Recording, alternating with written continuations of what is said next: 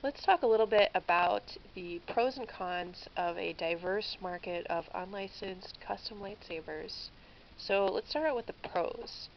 One of the biggest pros of having a diverse market is the innovation. So you have a variety of companies, a variety of people taking different approaches to the lightsaber, making different interpretations. And you just have a lot of different brain power going in different directions. So you're going to end up with some pretty cool, pretty creative things. Another pro of diverse market for lightsabers is the competition. So competition means that you'll get these companies kind of fighting, for the customers, right? And so they'll take different approaches.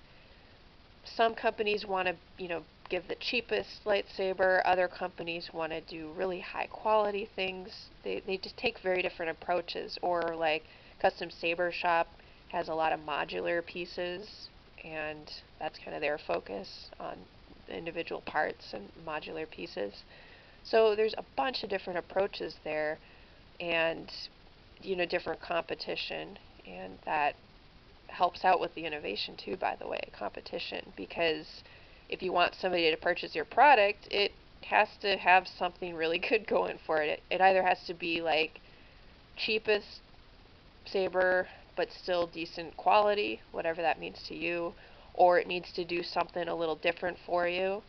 Um, it needs to be innovative. Like, say, this blade plug I think is pretty innovative. It's a flame blade plug by Outer Rim Sabers, and they came up with this design, and it's a 3D printed blade plug. It's really cool.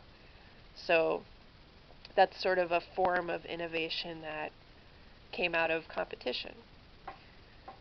Another positive is you have a very low barrier to entry into this market. So since the market's not really regulated by Lucasfilm at this point, just about anybody can start a saber company, and it's nice because we have all these options online that a seller can start selling on Etsy or eBay or even Facebook or just on message boards somewhere. So that's quite easy for just about anybody to get involved, and they can always scale up from there. Or we've seen with several lightsaber companies as well, they'll start out with a Kickstarter campaign. That's another great way to get some initial interest in funding. And another positive of the custom lightsaber market is low bureaucracy. So again, if Lucasfilm or Disney had to oversee all of these lightsaber companies directly, they'd run into red tape everywhere. Everything would have to get approved somehow. Typically, when things need approval like that, that'll delay, you know, the entry of the product to the marketplace. So, yeah, that could be a big downside, and that could slow down the innovation for sure. Now let's move to the cons. So, some of the cons are kind of the other side of the coin of the pros. So, it's just kind of a certain point of view thing. So I talked about innovation and competition as being positives, but that also leads to one of the cons, which is lack of compatibility. So many of the lightsaber companies, well, they're not compatible with each other. Especially, they'll use different threading, that's very common. So I can't use like this Corbin panel with this Ultra Saber's hilt. It won't fit. It's not compatible at all. Or I can't use this Kyber light pommel with Ultra Sabers. That's just how it is. They're not standardized that way, compatible. So that's definitely one of the cons. Another con is quality control. So since you have all of these different companies out there, you don't quite always know what the quality is. You don't have a larger entity overseeing them, so you could have really crappy quality, crappy electronics, and all of that. That type of company probably wouldn't survive for too long if they kept having issues like that. But at the same time, you don't necessarily know what you're in for, and so your best bet is to see if you can find YouTube videos or the opinions of others that came before you, and while you're making your purchasing decision. And so that leads to another reason, lack of unity. So lack of unity and kind of cohesion among the saber companies. So there's so many different saber companies out there, you guys. I don't even know what they all are because I feel like every day I'm finding a new one somewhere. There are some lists that'll give you an idea of many of the companies out there, but it seems like there's always another one. There's always another person with a Facebook page somewhere or a website. There's so much of this out there, and there's not really one place you can go to find out about all of it.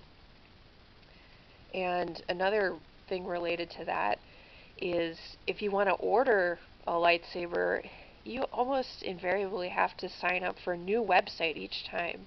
So that's kind of a pain to have to do that, and then you might be worried about your credit card details or, the security of the site, and just that whole process of signing up for a new site's kind of, it's not the most fun thing in the world to do. So there's that, and then just that there's no governing body. So that's related to one of the pros was no bureaucracy, but then at the same time, none of these companies have anybody to answer to directly. That's kind of the negative side of that quality. So let's see, the last con I'll mention is, well, you have some uncertainty with how Lucasfilm or Disney will approach the community. So up to this point, Disney, Lucasfilm, they've largely turned a blind eye to the saber community, and they kind of don't want to poke the bear. They don't want to upset their fans, even though there's some of these saber companies that are making tons and tons of money, like Ultra Sabers, for example. But that can always change. The legal climate can always change. Lucasfilm, Disney, they could decide to become litigious at some point. You never really know that for sure. So there's always going to be that bit of uncertainty in the market. But anyway, those are just some of the pros and cons of this very diverse market of unlicensed custom lightsabers. Feel free to add your own reasons in the comment section. I'd love to hear from you guys. I'm sure there's plenty more reasons, good and bad, that you can come up with. So I'd love to hear it.